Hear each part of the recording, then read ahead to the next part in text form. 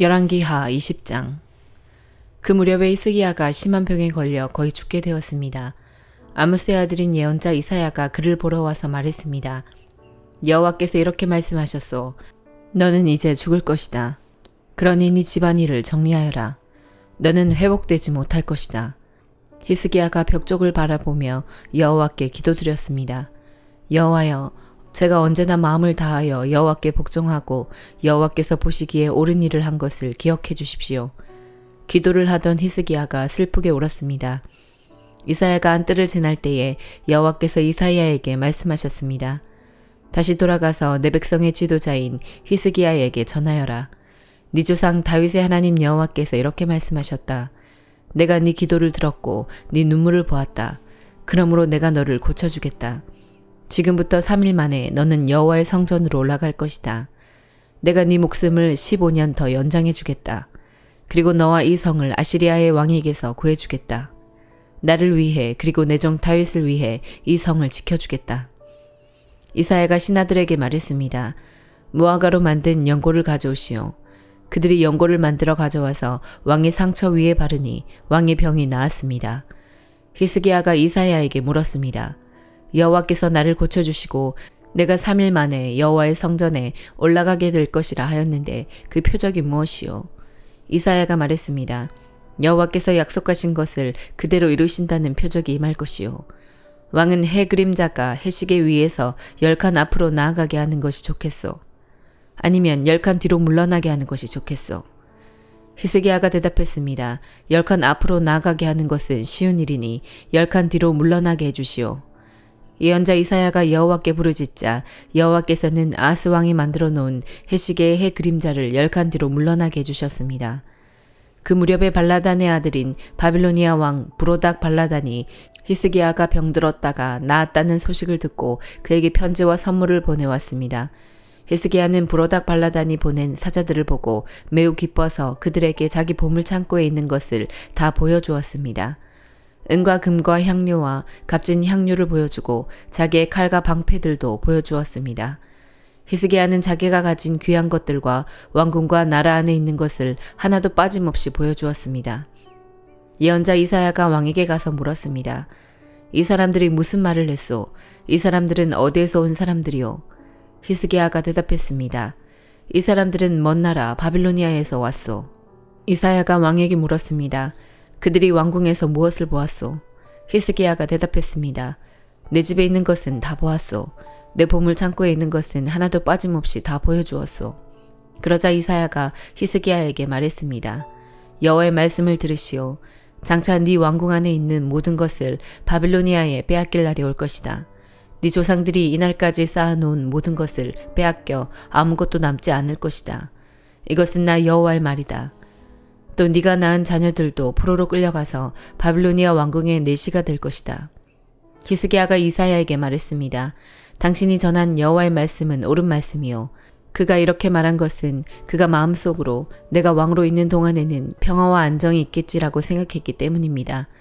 히스기야가 한 다른 모든 일과 전쟁에서 승리한 일과 연못과 물길을 만들어 물을 성 안으로 끌어들인 일은 유다 왕들의 역사책에 기록되어 있습니다.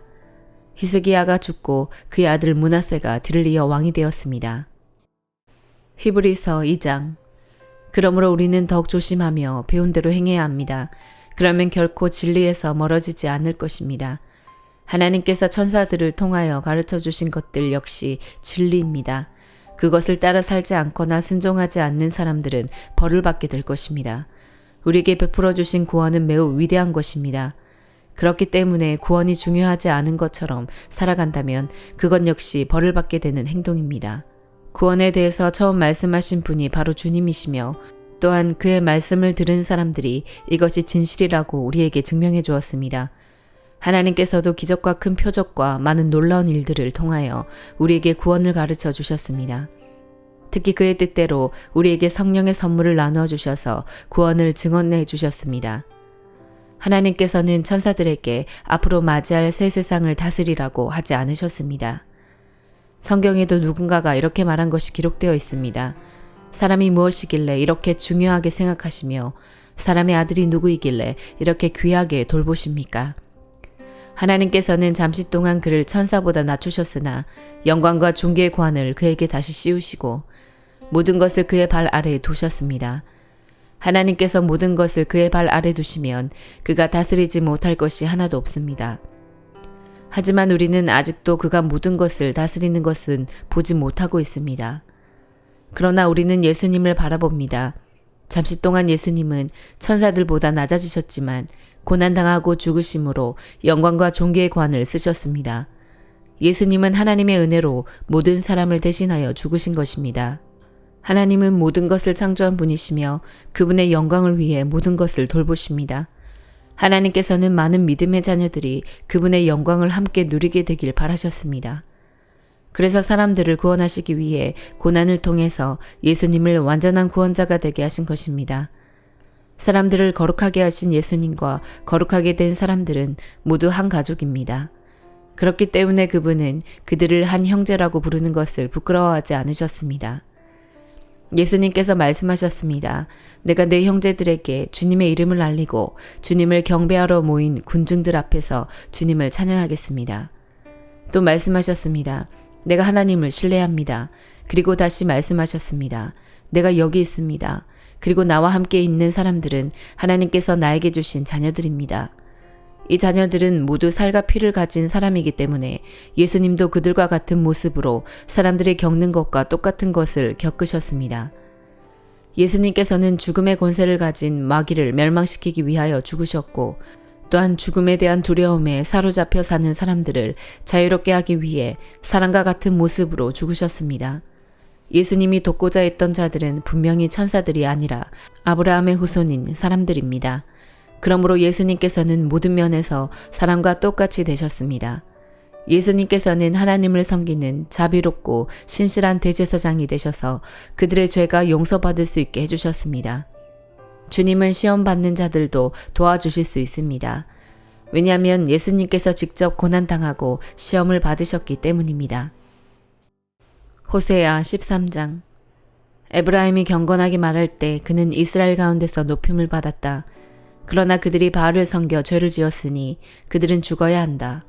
그런데도 그들은 더욱더 죄를 많이 지었고 은으로 우상을 만들었다. 그것은 사람의 손으로 교묘하게 만든 우상, 즉 모두 대장장이들이 만든 것이다. 하지만 이스라엘 백성이 말하기를 저 송아지 우상에게 입을 맞추고 거기에 제물을 바쳐라라고 한다. 그러므로 그 백성은 아침 안개처럼 아침 이슬처럼 사라질 것이다. 타작마당에서 바람이 날려가는 쭉정이처럼 되며 굴뚝에서 올라오는 연기처럼 사라질 것이다. 나는 네가 이집트 땅에 노예로 있을 때부터 너희의 하나님 여호와였다. 너희는 나 외에 다른 하나님을 알지 못했고 나 말고는 구원자가 없었다. 나는 광야 메마른 땅에서 너를 돌봐 주었다. 내가 그들에게 음식을 주어서 그들이 배부르고 만족했으나 이내 교만해져서 나를 잊고 말았다. 그러므로 내가 그들에게 사자처럼 되겠다. 길가에서 기다리는 표범처럼 되겠다. 새끼를 빼앗긴 곰처럼 달려들어 그들의 몸을 갈기갈기 찢어놓겠다.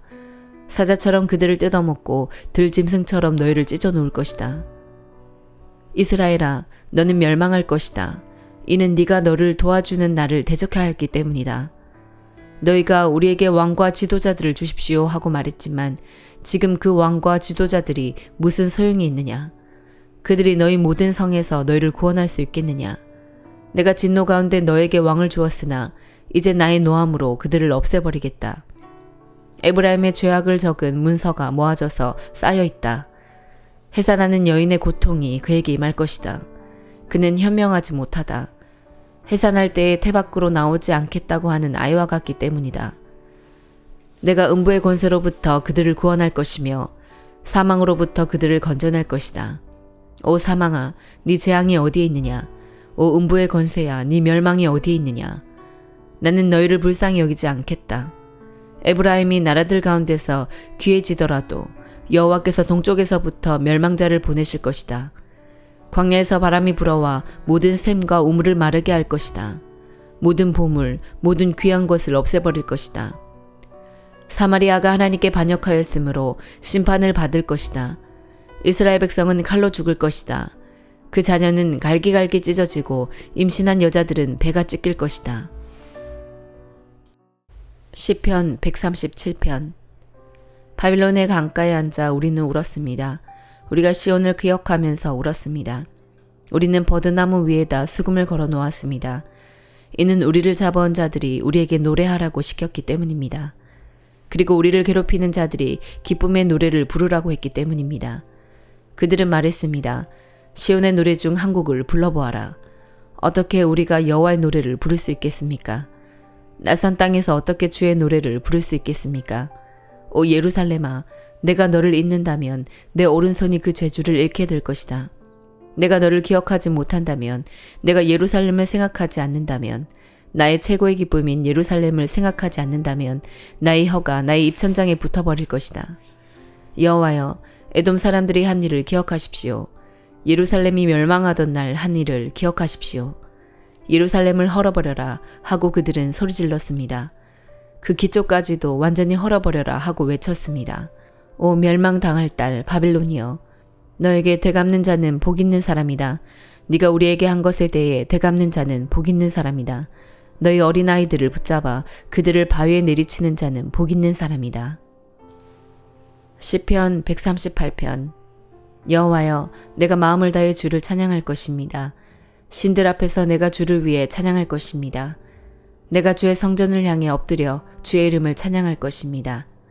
주의 사랑과 신실하심에 대해 찬양할 것입니다. 주는 세상의 모든 것들 위해 주의 이름과 말씀을 높이셨습니다. 내가 불렀을 때 주는 내게 대답하셨습니다. 주는 내게 힘을 주셔서 담대하게 하셨습니다. 여호와여, 이 땅의 모든 왕들이 주를 찬양하게 하십시오. 그들이 주의 말씀을 들을 때에 찬송하게 하십시오.